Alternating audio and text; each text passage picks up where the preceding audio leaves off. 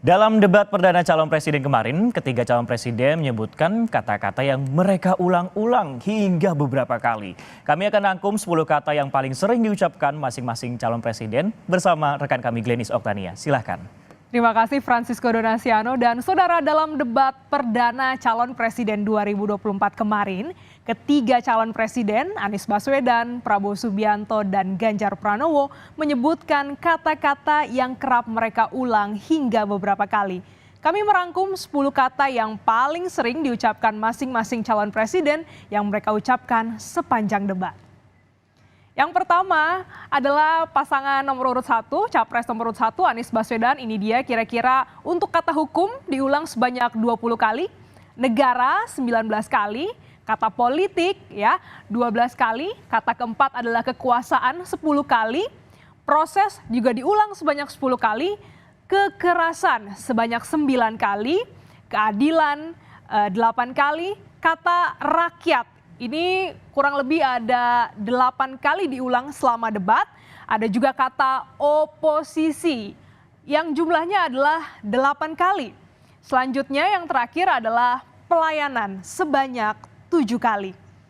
Selanjutnya untuk capres nomor urut 2 Prabowo Subianto, ini dia kurang lebih juga ada 10 kata yang paling banyak diulang ya oleh Prabowo Subianto, sebanyak 14 kali diulang adalah kata rakyat. Selanjutnya 10 kali ini adalah kata Anies. Ya, ini adalah karena Prabowo dan Anies ini sempat juga beberapa kali terlibat dengan saling sindir. Nah, ini ada 10 kali kata Anies yang diucapkan oleh Prabowo. Selanjutnya kata korupsi sebanyak 8 kali dan ada juga Papua ya 8 kali. Ini ada tema juga mengenai kata Indonesia diulang sebanyak 7 kali. Ada juga hukum, ini juga termasuk dalam tema pada debat perdana kemarin sebanyak 5 kali. Kata masalah sebanyak 5 kali. Kata hakim juga sama sebanyak 5 kali. Hak asasi manusia ini juga diulang sebanyak 5 kali. Sementara kata negara diulang sebanyak 4 kali. Kita selanjutnya ke calon presiden nomor urut 3 Ganjar Pranowo. Ternyata ini ada debat kemarin ya, di debat perdana mengulang kata masyarakat sebanyak 7 kali. Untuk tema ini ada politik ya, ini sebanyak 7 kali. Selanjutnya agama diulang 6 kali. Ada kata ibu diulang sebanyak 5 kali. Ganjar juga pada debat perdana kemarin mengulang kata rakyat sebanyak 5 kali. Nah, ternyata nama wakil presidennya juga turut disebut nih ya, Mahfud sebanyak 4 kali. Selanjutnya Indonesia diulang 4 kali dan juga Ganjar menyebut rivalnya sebanyak 4 kali, ya ini Pak Prabowo ya. Selanjutnya kata yang diulang Ganjar adalah pemimpin sebanyak 4 kali. Dan kata guru diulang 4 kali. Dan saudara, yang juga mencuri perhatian masyarakat adalah sejumlah topik yang memantik perdebatan. Selama berdebat yang berlangsung kurang lebih 2 jam pada Selasa kemarin, diantaranya adalah soal keputusan Mahkamah Konstitusi, soal kasus pelanggaran HAM. Dan kita simak sejumlah topik yang hangat diperbincangkan selama debat. Yang pertama adalah saat calon presiden nomor urut 1 Anies Baswedan bertanya kepada calon presiden nomor urut 2 Prabowo Subianto. Kita simak bagaimana kalimatnya. Kita lihat kurang lebih nih begini ya kalimatnya. Anies bertanya kepada Prabowo Subianto. Sesudah Bapak mendengar bahwa ternyata pencalonan persyaratannya bermasalah secara etika, apa perasaan Bapak ketika mendengar bahwa ada pelanggaran etika di situ? Dijawab oleh Prabowo, kita ini bukan anak kecil Mas Anies, Anda juga paham sudahlah. Sekarang begini, intinya rakyat yang putuskan, rakyat yang memilih. Kalau rakyat tidak suka Prabowo dan Gibran, nggak usah pilih kami. Dan saya tidak takut tidak punya jabatan, Mas Anies. Sorry Sorry ya. Sorry ya. Para Mas Anies, saya tidak punya apa-apa. Saya sudah siap mati untuk negara ini. Nah, sekarang giliran Prabowo Subianto yang juga hangat dibahas adalah terkait dengan perdebatan soal penerapan demokrasi di Indonesia. Pilihan menjadi oposisi menjadi perdebatan Prabowo dan juga Anies. Kira-kira seperti ini cuplikan kata-katanya ya. Prabowo bilang bahwa saya berpendapat Mas Anies agak berlebihan. Masa Mas Anies mengeluh soal demokrasi ini itu? Mas Anies dipilih jadi gubernur DKI menghadapi pemerintah yang berkuasa. Saya yang mengusung Bapak. Kalau demokrasi tidak berjalan, tidak mungkin Anda menjadi gubernur. Saya waktu itu oposisi Mas Anies. Dijawab oleh Anies Baswedan. Oposisi itu penting dan sama-sama terhormat. Sayangnya tidak semua orang tahan berada menjadi oposisi. Seperti yang disampaikan Pak Prabowo tidak tahan dalam oposisi. Apa yang terjadi? Beliau sendiri menyampaikan bahwa tidak berada dalam kekuasaan membuat tidak bisa berbisnis, tidak bisa berusaha. Karena itu harus berada dalam kekuasaan. Kekuasaan lebih dari soal bisnis, kekuasaan lebih dari soal uang, kekuasaan soal kehormatan untuk menjalankan kedaulatan rakyat.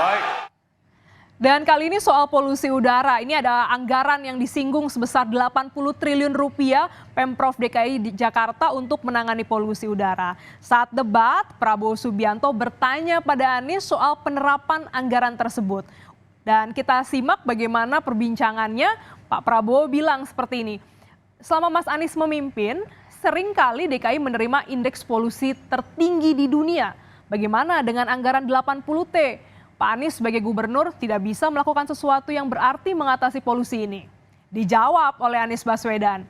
Di Jakarta, kami memasang alat pemantau polusi udara. Bila masalah polusi bersumber dari dalam Jakarta, maka hari ini, besok, minggu depan akan konsisten kotor. Tapi apa yang terjadi? Ada hari di mana kita bersih, ada hari di mana kita kotor. Polusi udara tak punya KTP, angin tak ada KTP-nya, bergerak sana-sini.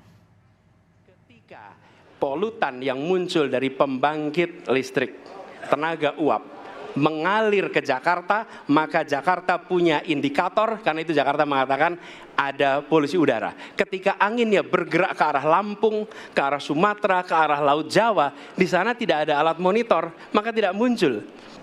Ya susah kalau kita menyalahkan angin dari mana saja ya.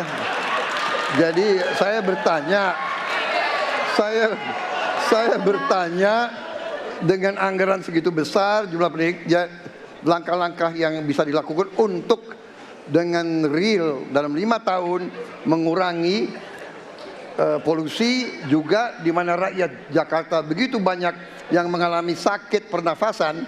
Jadi saya kira kalau kita dengan gampang menyalahkan angin, hujan dan sebagainya, ya mungkin tidak perlu ada pemerintahan kalau begitu. Topik hangat yang juga menjadi perbincangan adalah soal pelanggaran hak asasi manusia.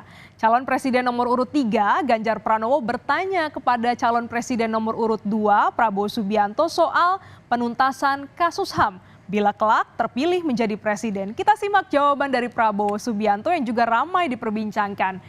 Come on, Mas Ganjar, saya tadi katakan saya merasa bahwa saya yang sangat keras membela HAM. Nyatanya orang yang dulu ditahan, tapol-tapol yang katanya saya culik, sekarang ada di pihak saya, membela saya. Jadi masalah HAM jangan dipolitisasi, Mas Ganjar. Dijawab oleh Ganjar Pranowo. Pak Prabowo ini punya ketegasan yang luar biasa. Tapi sayang dalam 2 jawaban ini sama sekali tidak punya ketegasan itu. Pertanyaan saya, apakah bila jadi presiden, Bapak akan membuat pengadilan HAM? Apakah Bapak bisa menemukan, menunjukkan, membantu keluarga bisa berziarah? 2 ini sama-sama tidak dijawab. Maka kalau kemudian saya boleh meminta, kalau saya jadi presiden, Pak, saya akan bereskan ini, Pak. Agar kemudian dalam kontestasi Pilpres berikutnya, ini tidak akan muncul lagi karena presidennya tegas menuntaskan pekerjaan itu pada eranya. Terima kasih. Dan saudara, sama dengan calon presiden nomor urut 1 Anies Baswedan, calon presiden nomor urut 3 Ganjar Pranowo juga menyoroti soal putusan MK yang dinilai telah memuluskan pencalonan cawapres Prabowo Gibran Rakabuming Raka. Kira-kira seperti ini saudara. Ganjar bilang seperti ini, apa komentar Pak Prabowo terhadap putusan MK yang melahirkan MK-MK itu?